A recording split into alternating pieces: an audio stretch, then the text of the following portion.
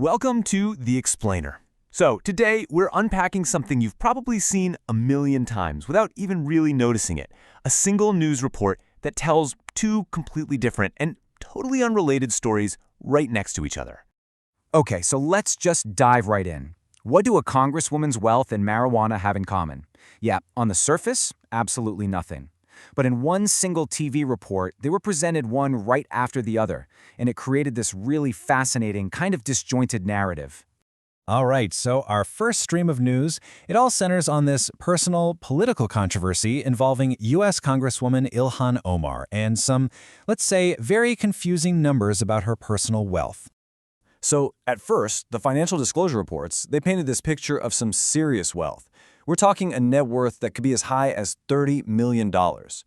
But then, boom, new congressional disclosures come out, and they tell a completely different story. This new filing showed her wealth was actually between just $18,000 and $95,000, a huge difference. So what happened?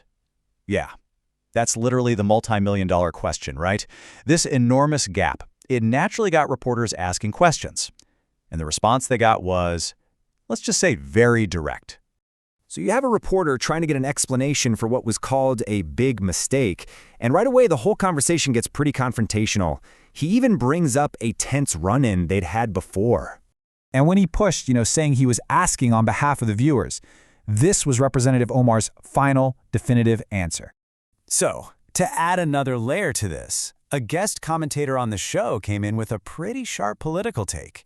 Basically, he suggested that if this had been someone like Donald Trump, we'd already be hearing talks of impeachment hearings.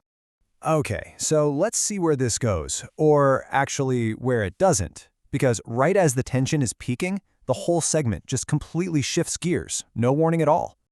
You'd think, right, that they'd dig into the financial story more, or maybe talk more about political accountability. But nope, that is not what happened. The segment just took this incredibly sharp turn.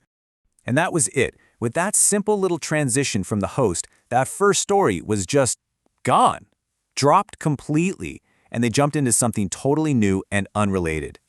And just like that, we're on to our second news story. We've gone from a congresswoman's personal finances to a massive national drug policy change, specifically about cannabis. For decades, marijuana has been classified as a Schedule I drug. Now, to put that in perspective, that classification puts it in the exact same legal box as heroin. So this is what's so interesting. Look at the scale of this proposed change. The Department of Justice is looking to move cannabis all the way to a Schedule III drug. That puts it on the same level as stuff like Tylenol with codeine, a massive shift. So the host kicks off this new topic by throwing out a few of these, colorful old-school nicknames for it. It's kind of this little nod to marijuana's really long and, let's be honest, complicated cultural history here in the U.S. Now, the guest on the show did a good job of laying out both sides of this. On the one hand, you have the common complaint that a lot of big cities now just kind of stink because it's so common. But on the other hand, there's the really strong argument that it's genuinely helping a lot of people who are suffering from all sorts of medical conditions.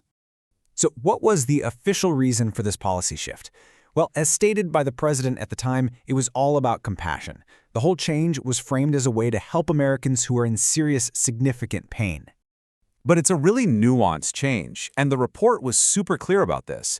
This reclassification is strictly for medical and research purposes. This does not mean recreational marijuana is suddenly legal at the federal level. So, okay, we've just followed these two totally separate stories crammed into one report. What's the big takeaway here? Why should you care about this weird pairing? Think about what we just saw. First, a really heated story about one politician's accountability, and then, bam, a story about a major national policy change.